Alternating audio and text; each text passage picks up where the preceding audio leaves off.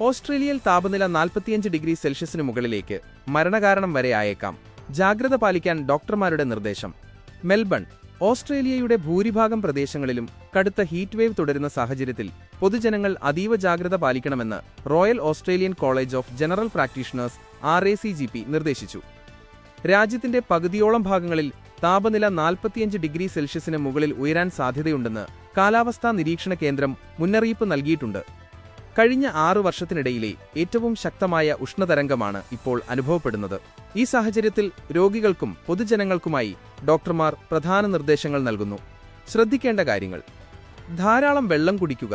ശരീരത്തിൽ ജലാംശം നിലനിർത്താൻ പ്രത്യേകം ശ്രദ്ധിക്കണം. ദാഹം തോന്നിയില്ലെങ്കിലും കൃത്യമായ ഇടവേളകളിൽ വെള്ളം കുടിക്കുക. വീടിനുള്ളിൽ തന്നെ കഴിയുക. പകൽ 11 മണി മുതൽ 3 മണി വരെയുള്ള സമയങ്ങളിൽ നേരിട്ട് വെയിലേൽക്കുന്നത് ഒഴിവാക്കുക. ഈ സമയത്ത് വീടിനുള്ളിലോ തണലുള്ള ഇടങ്ങളിലോ വിശ്രമിക്കണം. മുൻകരുതൽ എടുക്കുക. പുറത്തിറങ്ങുന്നവർ വെയിൽ ഏൽക്കാതിരിക്കാൻ കുടയോ തൊപ്പിയോ ഉപയോഗിക്കുകയും സൺസ്ക്രീൻ പുരട്ടുകയും വേണം.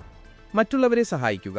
പ്രായമായവർ, കുട്ടികൾ, ഗർഭിണികൾ, വിട്ടുമാറാത്ത രോഗങ്ങളുള്ളവർ എന്നിവരെ ഉഷ്ണതരംഗം പെട്ടെന്ന് ബാധിക്കാൻ സാധ്യതയുണ്ട്. ഇവരുടെ ആരോഗ്യം ഉറപ്പുവരുത്താൻ സുഹൃത്തുക്കളും ബന്ധുക്കളും ശ്രദ്ധിക്കണം. ഡോക്ടർമാരുടെ മുന്നറിയിപ്പ്: ഓസ്ട്രേലിയക്കാർ ചൂടുള്ള കാലാവസ്ഥയുമായി പൊരുത്തപ്പെട്ടവരാണെങ്കിലും നിലവിലെ സാഹചര്യം നിസ്സാരമായി കാണരുതെന്ന് RACGP president doctor Michael Wright പറഞ്ഞു. ചൂടുമൂലമുണ്ടാകുന്ന ആരോഗ്യ പ്രശ്നങ്ങൾ മരണകാരണം വരെയായേക്കാം. യുവാക്കളിലും ആരോഗ്യവാനായവരിലും പോലും കടുത്ത ചൂട് ശാരീരിക അസ്വസ്ഥതകൾ ഉണ്ടാക്കാം, അദ്ദേഹം മുന്നറിയിപ്പ് നൽകി.